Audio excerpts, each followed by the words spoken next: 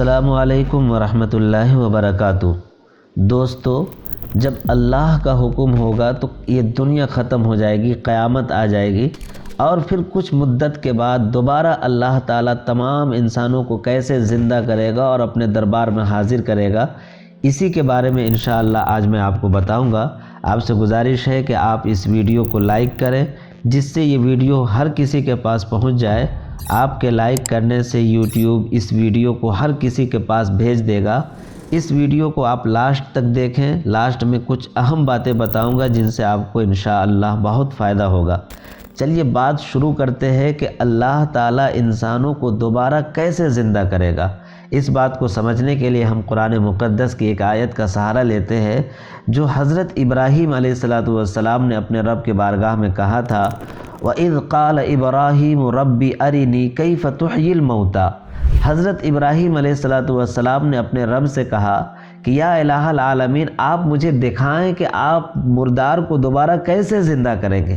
جو لوگ زمین پہ دھس گئے ہیں، جن کی موت ہو گئی ہے، آپ دوبارہ کیسے انہیں زندہ کریں گے۔ قال اولم تؤمن، تو اللہ تعالیٰ نے ابراہیم علیہ السلام سے کہا کہ ابراہیم، کیا تم ایمان نہیں رکھتے؟ کیا تم یہ بات نہیں مانتے کہ ہم دوبارہ زندہ کریں گے؟ قال بلا، تو ابراہیم نے کہا کہ کیوں نہیں، وَلَكِنْ لِيَطْمَئِنَّ قَلْبِي، لیکن میرا دل مطمئن ہو جائے، اس لیے میں دیکھنا چاہتا ہوں۔ یا اللہ، آپ مجھے دکھا دیں کہ کیسے آپ دوبارہ لوگوں کو زندہ کریں گے۔ قال فخذ أربعة من الطير فصرهن إليك ثم اجعل على كل جبل منهن جزءا ثم ادعهن يأتينك سعيا واعلم أن الله عزيز حكيم۔ تو اللہ تعالیٰ نے ابراہیم سے کہا فخذ أربعة من الطير، اے ابراہیم تو 4 پرندے پکڑ کر لا، فصرهن إليك، اور پھر اس کا بوٹی بوٹی کر دے، اس کو الگ الگ حصوں میں بانٹ دے۔ ثم اجعل على كل جبل منهن جزءا، پھر الگ الگ بوٹی کو الگ الگ پہاڑیوں میں پھینک دے۔ ثم ادعهن يأتينك سعيا، پھر اس کو اپنی طرف بلاؤ، دیکھو وہ تمہارے پاس دوڑ کر آئیں گے۔ وَاعْلَمْ أَنَّ اللَّهَ عَزِيزٌ حَكِيمٌ، اور تم جان لو کہ اللہ تعالیٰ ہر چیز پر قادر ہے۔ تو جس طرح چنانچہ ابراہیم علیہ السلام نے ایسا ہی کیا۔ روایتوں میں یہ بات آتی ہے کہ ابراہیم علیہ السلام نے اللہ کے حکم سے 4 پرندوں کو ذبح کیا، اور ذبح کرنے کے بعد اس کو الگ الگ حصوں میں بانٹ دیا، اور پھر الگ الگ پہاڑوں میں جا کر ان کی بوٹیوں کو رکھ دیا۔ پھر ابراہیم علیہ السلام نے اللہ کے حکم سے ان پرندوں کو بلایا، تو وہ پرندے، وہ پر، وہ پنکھ، وہ ہڈیاں، وہ گوشت، وہ پوشت، وہ تمام چیزیں اسی پرندے میں جا کر ملی جس کا وہ حصہ تھا، اور پھر ابراہیم علیہ السلام کے پاس دوڑ کر آئیں۔ تب اللہ نے کہا ابراہیم، جس طرح ان پرندوں کو ہم نے تمہارے سامنے دوبارہ زندہ کر کے دکھایا، اسی طرح ہم تمام لوگوں کو زندہ کریں گے اور اپنے دربار میں حاضر کریں گے۔ ان اللہ وعلم ان اللہ عزیز حکیم، تم جان لو کہ اللہ تعالیٰ بڑی حکمت والا، بڑا زبردست ہے۔ اس کے علاوہ اللہ تعالیٰ نے قرآن مقدس میں کئی مقامات پہ انسانوں کو اس بات سے متنبہ کیا ہے کہ اے لوگو ذرا آخرت کو سوچو۔ اولم یر الانسان انا خلقناہ من نطفہ فاذا هو خصیم مبین۔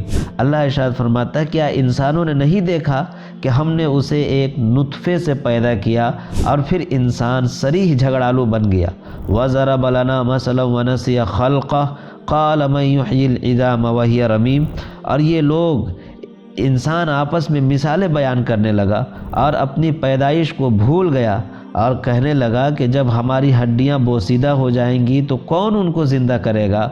تو قل یحییھا الذی انشاھا اول مرہ، اے میرے محبوب صلی اللہ علیہ وسلم، آپ ان لوگوں سے کہیے کہ وہ اللہ جس نے تمہیں پہلی مرتبہ پیدا کیا ہے، وَهُوَ بِكُلِّ خَلْقٍ عَلِيمٌ، وہ ہر چیز کو پیدا کرنا جانتا ہے، وہ دوبارہ تمہیں پیدا کرے گا۔ اَإِذَا مِتْنَا وَكُنَّا تُرَابًا وَعِظَامًا أَإِنَّا لَمَبْعُوثُونَ أَوْ آبَاؤُنَا الْأَوَّلُونَ قُلْ نَعَمْ وَأَنْتُمْ دَاخِرُونَ۔ یہ سورہ صافات کی آیتیں ہیں۔ اللہ ارشاد فرماتا ہے کہ کیا جب ہم مر جائیں گے اور مٹی میں مل جائیں گے اور ہماری ہڈیاں بوسیدہ ہو جائیں گی تو ہم پھر دوبارہ کیسے اٹھائے جائیں گے، اور ہمارے باپ دادا بھی؟ تو اے میرے محبوب آپ کہہ دیں کہ ہاں اور تم اللہ کے مقابلے میں بے بس ہو، یقیناً اللہ تعالیٰ تمہیں دوبارہ پیدا کرنے پر قادر ہے۔ نبی کریم صلی اللہ علیہ وسلم نے ارشاد فرمایا، وَلَيْسَ مِنَ الْإِنسَانِ شَيْءٌ إِلَّا يَبْلَى إِلَّا عَظْمًا وَاحِدًا وَهُوَ عَجْبُ الذَّنَبِ وَمِنْهُ يَرْكَبُ الْخَلْقُ يَوْمَ الْقِيَامَةِ۔ انسان کے سارے جسم کو مٹی کھا جاتی ہے سوائے عجب الذنب کے، اس پر اسے پہلے بنایا گیا تھا اور اسی پر دوبارہ بنایا جائے گا۔ یعنی انسان کے جسم میں ایک حصہ ہے جس کو عجب الذنب کہا جاتا ہے۔ جب آدمی مر جاتا ہے، مرنے کے بعد قبر میں یا کہیں بھی جاتا ہے تو اس کے جسم کا سارا حصہ سڑ گل جاتا ہے، لیکن وہ جو عجب الذنب کا حصہ ہے وہ کبھی نہیں سڑتا۔ اللہ تعالیٰ نے اسی عجب الذنب سے پہلی مرتبہ تمام لوگوں کو پیدا کیا اور دوسری مرتبہ بھی اللہ تعالیٰ اسی عجب الذنب سے پیدا فرمائے گا۔ ایک حدیث ہے، حضرت ابو ہریرہ رضی اللہ تعالیٰ عنہ روایت کرتے ہیں کہ نبی کریم صلی اللہ علیہ وسلم نے فرمایا کہ سور کی 2 پھونکوں کے درمیان 40 کا وقفہ ہے۔ پوچھنے والے نے پوچھا کہ 40 دن کا وقفہ؟ ابو ہریرہ رضی اللہ عنہ نے جواب میں کہہ دیا، میں نہیں کہہ سکتا۔ پھر کہنے والے نے کہا کہ 40 سے کیا مراد ہے؟ 40 ماہ؟ کہا یہ بھی نہیں کہہ سکتا۔ پوچھنے والے نے پھر کہا کہ 40 سال کا وقفہ؟ ابو ہریرہ رضی اللہ عنہ نے جواب دیا کہ یہ بھی نہیں کہہ سکتا، لیکن اس بات کو رسول اللہ صلی اللہ علیہ وسلم سے میں نے سنا ہے کہ اس وقفے کے بعد اللہ تعالیٰ آسمان سے بارش برسائے گا اور لوگ اس سے ایسے اگ پڑیں گے جیسے سبزہ اگتا ہے۔ انسان کے جسم کی کوئی چیز ایسی نہیں ہے جو برباد نہ ہو جائے سوائے عجب الذنب کے، اور اسی پر انسان جسم کو قیامت کے دن پھر بنایا جائے گا۔ یعنی پورا جسم انسان کا سڑ گل جائے گا اور وہی عجب الذنب باقی رہے گا، اور اللہ تعالیٰ کی طرف سے ایک بارش برسائی جائے گی جس سے لوگ پھر سے ایسے اگیں گے جیسے بارش کے بعد سبزے اور ہریالیاں اگا کرتی ہیں۔ جو آیتیں بیان کی گئی ہیں، جو حدیثیں بیان کی گئی ہیں، اس سے یہ بات ثابت ہوتی ہے کہ قبر میں دفنایا گیا یہ جسم سڑ گل جاتا ہے اور ہڈیاں بھی بوسیدہ ہو کر مٹی میں مل جاتی ہیں۔ مرنے کے بعد اس میں زندگی کی رمق باقی نہیں رہتی بلکہ یہ مردہ اور بے جان ہو جاتا ہے۔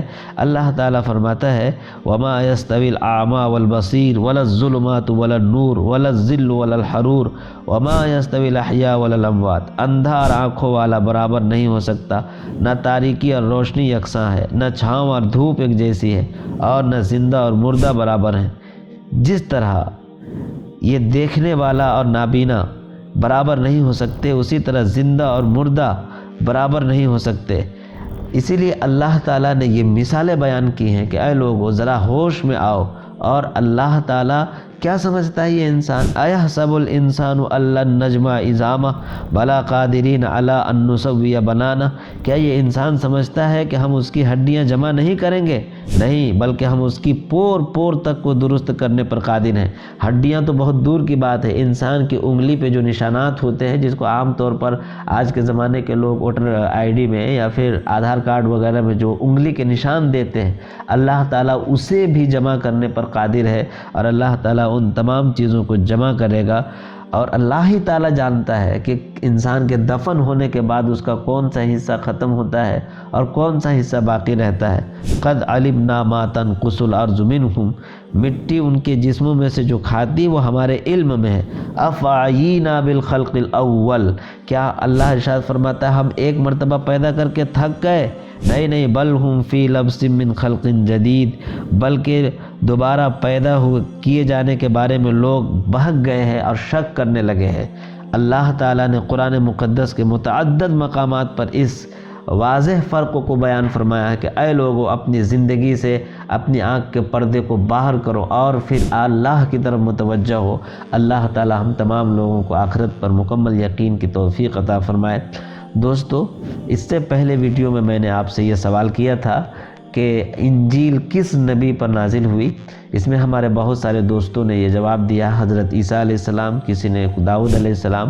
صحیح جواب ہے حضرت عیسیٰ علیہ السلام۔ آج کا سوال ہے کہ قرآن شریف کتنے دنوں میں نازل ہوا؟ قرآن شریف کتنے دنوں میں نازل ہوا؟ آپ اس کا جواب کمنٹ میں بتائیں اور میں اگلے ویڈیو میں اس کا جواب دوں گا۔ اس لیے چینل کو سبسکرائب کریں اور بیل آئیکن کو آن کریں۔ جزاک اللہ خیر و احسن الجزا فی الدارین۔ सब्सक्राइब करें हमारे चैनल लाइट टू ह्यूमैनिटी को, क्लिक करें बेल आइकन पे जिससे हर एक नोटिफिकेशन आपको मिलती रहे।